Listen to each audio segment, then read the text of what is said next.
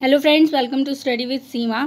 अगर आप लोगों में से चैनल पर कोई भी नया है तो चैनल को सब्सक्राइब कर ले। इस पर हम लोग पेपर 1 और पेपर 2 पॉलिटिकल साइंस की तैयारी करते हैं। आज से हम लोग पॉलिटिकल साइंस के लिए मॉक टेस्ट स्टार्ट कर रहे हैं जून 2020 एग्ज़ाम को लेकर।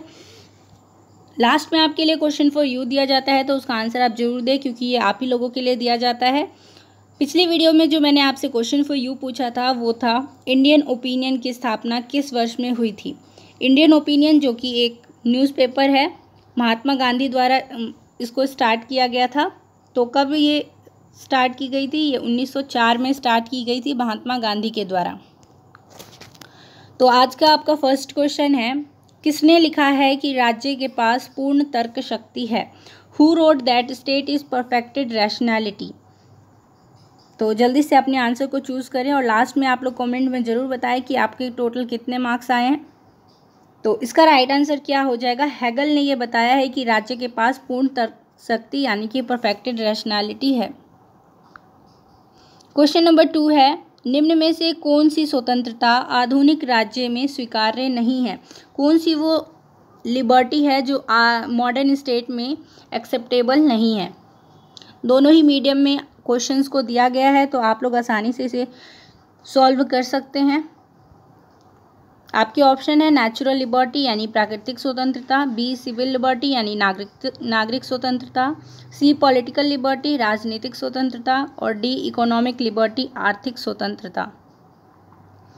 तो राइट आंसर क्या हो जाएगा? राइट आंसर प्राकृतिक स्वतंत्रता यानी नेचुरल लिबर्टी मॉडर्न स्टेट में एक्सेप्टेबल नहीं है। क्वेश्चन नंबर 3 है, मैचिंग का थिंकर्स दिए गए हैं, उनकी बुक्स दी गई है, तो जल्दी से अपने मैच कीजिए इसे।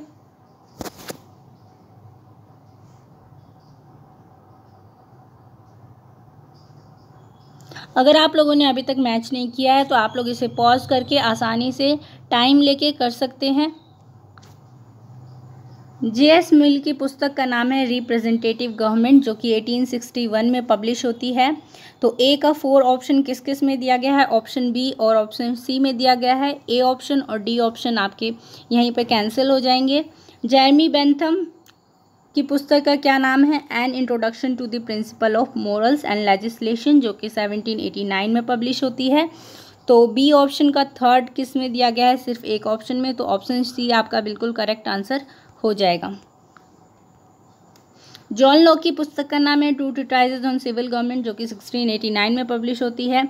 जे रूसो की पुस्तक का नाम है द सोशल कॉन्ट्रैक्ट, जो कि 1762 में पब्लिश होती है। तो राइट आंसर इसका सी हो जाएगा। क्वेश्चन नंबर 4 की ओर बढ़ते हैं। तो क्वेश्चन नंबर 4 में भी मैचिंग करना है आपको। एक साइड थिंकर्स दिए गए हैं और दूसरी साइड उनके आइडियाज़ दिए गए हैं, तो जल्दी से इसे मैच करिए। अगर आपको टाइम लेके करना है तो आप लोग इसे पॉज कर सकते हैं। तो उत्तर व्यवहारवाद यानी पोस्ट बिहेवियरिज्म का आइडिया किसका है? डेविड ईस्टन का। उपयोगितावाद यानी यूटिलिटेरियनिज्म किसका आइडिया है? बेंथम का। तो ए का 4 ऑप्शन और बी का 3 ऑप्शन किस किस में है? सिर्फ एक ही ऑप्शन में है, ऑप्शन नंबर बी में। आइडिया ऑफ कॉन्ट्राडिक्शन यानी विरोधाभास का विचार किसका है? माओ त्से तुंग का। और डायलेक्टिकल आइडियलिज्म यानी द्वंद्वात्मक आदर्शवाद हेगल का आइडिया है। तो ऑप्शन बी इसके लिए बिल्कुल करेक्ट आंसर हो जाएगा। अगर वीडियो आप लोगों को पसंद आ रही हो तो अपने दोस्तों में शेयर करें और वीडियो को लाइक करें। क्वेश्चन नंबर 5 है, आमंड और पावेल के अनुसार राजनीतिक व्यवस्था की क्षमताएं हैं। According to Almond and Powell the capabilities of political system are. Option इसमें आपको ऑप्शन में कूट दिए गए हैं, उसमें से आपको चुनना है।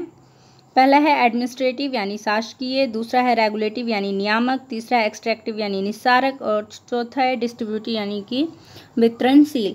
तो इनमें से कौन कौन से आमंड और पावेल ने राजनीतिक व्यवस्था की क्षमताएं बताई हैं? आपको ये चूज करना है कूट को देखकर।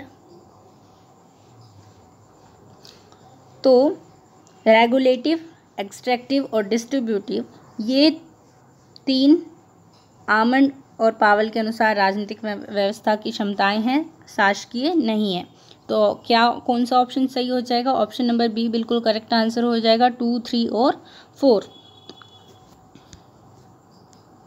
क्वेश्चन नंबर 6 है, लुसियन पाई के अनुसार राजनीतिक विकास के मुख्य तत्व है। According to Lucian Pye the key elements of political development are. Option A है समानता, क्षमता और विभेदन। आप लोग इसे इंग्लिश में भी देख सकते हैं। ऑप्शन बी है शहरीकरण, औद्योगिकरण और सहभागिता। ऑप्शन सी है राजनीतिक एकीकरण, औद्योगिकरण और राष्ट्रीय कल्याण। ऑप्शन डी है एकीकरण, सहभागिता और वितरण। तो आई होप आप लोगों ने अपने आंसर को चूज़ कर लिया होगा। तो इसका राइट आंसर हो जाएगा option number A, equality, capacity and differentiation. ये राजनीतिक विकास के मुख्य तत्व है लुसियन पाई के अनुसार। क्वेश्चन नंबर 7 है, इनमें से किसका मानना है कि भ्रष्टाचार को आधुनिकीकरण से अलग नहीं किया जा सकता? Who among the following believes that corruption is inseparable from modernization? आपके ऑप्शन हैं Rostow, B Huntington, C Rudolph and Rudolph और डी एप्टर। तो इसका राइट आंसर हो जाएगा एप्टर का ये कथन है कि भ्रष्टाचार को आधुनिकीकरण से अलग नहीं किया जा सकता। क्वेश्चन नंबर 8 फिर से मैचिंग का है, तो जल्दी से एक साइड आइडियाज़ दिए गए हैं और दूसरे साइड उनके थिंकर्स दिए गए हैं, तो जल्दी से मैच कीजिए। तो थ्योरी ऑफ मासेज यानी जनमानस का सिद्धांत दिया है आपके ओर्टेगा गैसेट ने। आयरन लॉ ऑफ ओलिगार्की यानी अल्पतंत्र का लोह नियम दिया है मिसेल्स ने। तो ए का 3 ऑप्शन सिर्फ एक ही ऑप्शन में है और वो है option number A. Theory of masses Ortega Gasset, iron law of oligarchy अल्पतंत्र का लोह नियम मिसेल्स, सर्कुलेशन ऑफ एलिट्स अभिजन का परिचलन पैरेटो और पावर एलिट मिल्स ने दिया है। तो आपको ये सभी याद रखने हैं। क्वेश्चन नंबर 9 है, इनमें से किसने 20वीं सदी के प्रथम दशक में दबाव समूह का व्यवस्थित अध्ययन किया? Who among the following made a systematic study of pressure groups in the first decade of the 20th century? आपके ऑप्शन है डेविड ट्रूमैन, बी दुर्वर्जर, सी आर्थर बेंटले और डी ला पलोम्बरा। तो इसका राइट आंसर हो जाएगा आर्थर बेंटले ने 20वीं सदी के प्रथम दशक में दबाव समूह का व्यवस्थित अध्ययन किया था। आज का लास्ट क्वेश्चन है, इनमें से कौन सा संसदीय सरकार का मुख्य तत्व नहीं है?